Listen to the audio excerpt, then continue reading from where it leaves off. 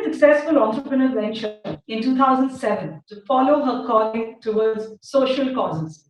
And today, as trustee and CEO, Bansidhar and Ila Panda Foundation and Chief of CSR Indian Metals and Ferroalloys, India's leading ferroalloy producer, she has set new benchmarks in socially responsible community outreach by corporates. On behalf of my Citylings, this is Diksha Tiwari extending a very warm welcome to you, Ms. Shaifalika Panda. Thank you so much for joining us today for this interview. Thank you, Diksha. So I think without wasting any further time, I would straight like to ask, because there are too many questions on my mind right now, and it's a privilege to be actually, of course, age of webinars, and so it's a privilege to now actually be interacting with you right now in the comfort of your home and me in the comfort of my office. So ma'am, just tell me, when you've been heading Bansidhar and Ila Panda Foundation, which is actually the social development arm of IMFA, and this must have been a very challenging task for you. Getting into the shoes of someone as iconic as Mr. Bansidhar Panda and Srimati Ila Panda, and they had started this when nobody had ventured into the remote pockets of Odisha. That's when they had started this. So taking it over, and how difficult this task has been for you. Can you just shed a little light about the entire journey so far? So you're right, I am filling very large shoes, and I'm aware of that as my responsibility. And clearly, Dr. Bansidhar Panda and Mrs. Ila Panda were, ahead of their times when they started these initiatives in fact, erstwhile Koraput district now. So yes, we are well aware of that, but I look upon it not as something that is difficult, but I look upon it as something that is a learning we have imbibed from our elders. It is a part of our value system. And in fact, as you said in your introduction, that I left an entrepreneurial venture to come and, follow the social cause. That's where I feel that it is more of a value that we have imbibed, because before you look at, CSR or corporate social responsibility, I think everybody should look at individual social responsibility, and anyone who is in a position should sort of give back to the community. So, you just said that, I introduced and I said that you're quite a very successful entrepreneurial venture. So what was the motivating factor for you to, because it's not easy to give up something and then take up something so different, in terms of social causes. If I ask you what was the motivating factor for you to take that kind of a plunge or take that decision, what would that be? So my only aim in life was actually to be meaningfully engaged, right? So my aim was not to be successful, create a big business or earn a lot of money. It was to be meaningfully engaged. And initially, of course, from a young age, I started getting into a business to, be self-sufficient, let's put it that way. But when I got connected to Odisha through marriage, which was in 1997, and then I had such wonderful examples living in my house, just sort of, you sit there and, how you say, you learn from actions of people around you, your elders around you. So we decided, at some point I decided that, I was getting more and more empathetic with the needs of the people, the needs of the vulnerable, because of my visits in these areas that I used to make. And that is what the pulling factor was. And for a moment, I did think that, if I want to do something, should I do it in Odisha, or, I could have, perhaps I live between two cities, so should I do it here? But then I just realized that, we had such a connect with the people of Odisha, and that's what led me to say, let me sort of serve them. I think, and I'm sure that's a decision that at least a lot of local community in a lot of districts would be so happy with, that you took a decision like that. And that, in fact, brings me back to the next question. The foundation primarily works in 5 of Odisha's most important districts. 3 of them are, in fact, tribal dominated, and 2 are industrially advanced. So how has been your experience, engaging with the local community, because considering the fact that they come from a, their thought process, is very different. When you are from a backward class, there are different mindsets that they have. So how difficult was it to work with the local community? So the tribal landscape and the industrially advanced landscape are quite different. The first thing is that you need to approach them not with what you think is right, but with a need-based assessment for what is it that their needs are. Now, when we work in a tribal area, the needs are more basic. It's more about water sources, or it's about sanitation facilities. Their needs are extremely basic. So then we implement the projects in that manner to give them, let's say, not just a water source, but the whole awareness that goes with the sanitation and hygiene awareness. Because what's more important is that they follow that technique to maintain good health, right? Sure. Because it's only once they maintain good health that they can be productive. So it's a chain, and it's a platform and a foundation that goes up for them to be productive and then self-sufficient for livelihood. So I feel that the sort of the love and the appreciation we get from the tribal district is immense. It's very, very rewarding when you see that smile and the way they greet you when you visit them and then you visit their villages. It's just very, very rewarding. The industrially advanced districts are a little more complex. They're not as basic as you walk in there and it's, pretty quick on the assessment that this is what they need. So the need-based assessment needs to be deeper, it needs to be more thorough, because their quality of life is already a little better. But then you find the gaps in their system, and you know what they need. So it just involves a little more strategic programming. Mm-hmm. And I think the results are the same.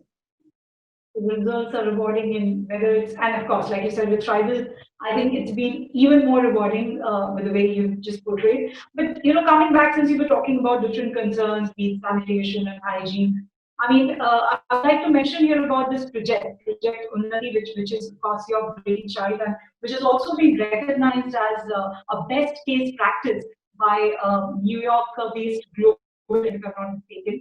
And so how was, tell us something about this project, and how did you think about it? Was it inspired by some experiences from your life? What made you think about Project Unnati and the strategy behind it? Right. So when you spend time at the grassroots level, you realize very quickly that women are the cornerstone of sort of change, right? When women progress, the community transforms. So there are lots and lots of programs and SAG related programs for women, and most of them address the savings and credit issue. But if they don't know what to do with that little earning of theirs, then they probably don't, let's say, maximize the potential of the little money they have. So that's what led to the thought process, is that let us, alongside their finance and credit training, teach them life skill training on issues of nutrition, anemia, maternal health and child health, just simple sanitation and hygiene, all that. Because that is what they will take back to their families, their children especially, and that is what will bring about intergenerational change. Right. So you do believe that Project Unnati has brought out Unnati in their life? Well, look, we started in 2012 with Unnati. It is now 8 years. We have touched the lives of 3,000 households to the 3,000 women that we sort of work with. So yes, I mean, you could look at it as these are small steps, or you could look at it as, say, it's a growing project every day. And the fact that you look at an international organization like both UN Foundation and GBC Health out of New York, recognizing it as a best case practice, then you know that there's something right about the framework and you should stick with it. Of course, that's wonderful. But considering the current situation, I would just like to bring your notice to the current scenario. We've been all hit by this pandemic, and things are just not really very rosy for anyone at this point of time. And we had a long lockdown for a long period. So, how did it affect the continuity of the CSR initiative during this pandemic and lockdown period? And what was the strategy that you had? Clearly, the COVID pandemic and the lockdown has taken all of us by surprise. It's an unprecedented situation that has caused a lot of interruptions, and all of us have had to adapt to the situation.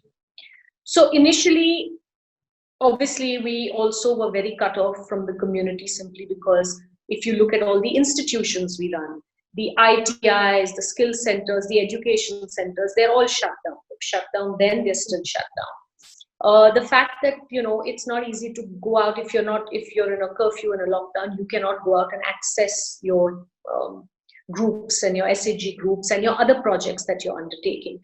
But we took each phase as it comes. So the first step we took when this happened and we knew that people need help was that we donated 1 crore rupees to PM Cares.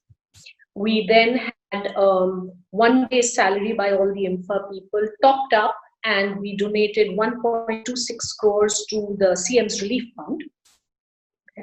And then we have also been continuously supporting the district administration at different places with PPE kits, masks, sanitizers, all the kind of protective equipment that is required. And now that we have access to our communities, our community mobilizers are back on the field. They are creating awareness, they are sensitizing people. We have already reached across 20-25 villages where we are sensitizing them on social distancing and the hand washing requirements, to make sure that they know how to go about this, because we're going to have to learn to live with this for a while. Absolutely. So that's, the key is you need to adapt, you need to change how you reach out to your people, and we did that as each step allowed us to do it. That's wonderful. I think that's very important, because I think more than anything, what we need right now is that awareness that we have to live with it. And there's a new norm that we need to adapt, a new lifestyle which we need to adapt in terms of, be it, like you said, social distancing. In fact, I keep saying the word actually should be physical distancing and not social distancing. And of course, masks and everything that you need to protect yourselves and your loved ones in the days to come. I'll go back to you a little bit to your career before you got into this, because you all know you have a business degree from an international university. You also have a diploma in CSR. So a lot of students and young professionals, I'm sure, who would be listening to you right now, they would like to know, does a actually help in, when you're building a CSR framework for a corporate? How much does an academic degree like a diploma in CSR you already have, how much does it come to help when you're working in a field like this? The first and foremost thing that you need is intent, and that doesn't come with any degree. Having said that, once you have the intent in place, it certainly helps in a way that if you have a business degree, or you have the knowledge of CSR through a very formal framework like I did, what it allows you to do is devise strategic programs, make sure that there's a very efficient way of implementation, and this is what allows us to get a higher impact on our investment into the communities. But then, like, I think you concluded it and summed up in the beginning itself that the most important thing is, of course, the intent. Right? The degrees and all that, they are a value addition probably 80%, but and I have no doubts that as far as the intent of the foundation is concerned, I think everybody across the state now totally understands where you all are heading in terms of the wonderful work that the foundation has been doing. Thank you. In the CSR field, of course, you have a very, if one has followed the work that the foundation is doing, you have a very strong women perspective when it comes to CSR. So do you think women in CSR have a better understanding of communities where corporates work as compared to men?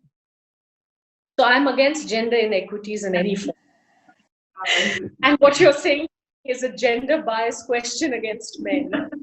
Yes. So I disagree and say that I understand that in the CSR department of many organizations, women are quite visible when you compare it to other departments, right?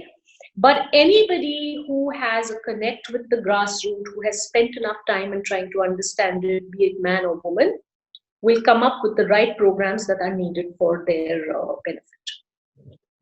Okay, all right. So no more gender-based questions, but we were discussing, of course, like you said, considering the fact that this is a difficult scenario, these are situation, VUCA situation, as we are calling it, volatile, uncertain, and ambiguous. So it's a difficult situation for everyone. And you did, of course, mention that how now you guys have, as far as the continuity of the CSR initiatives, things are actually falling on track. But in general, do you think that do you see a squeeze profit margins for impacting the CSR scenario all over?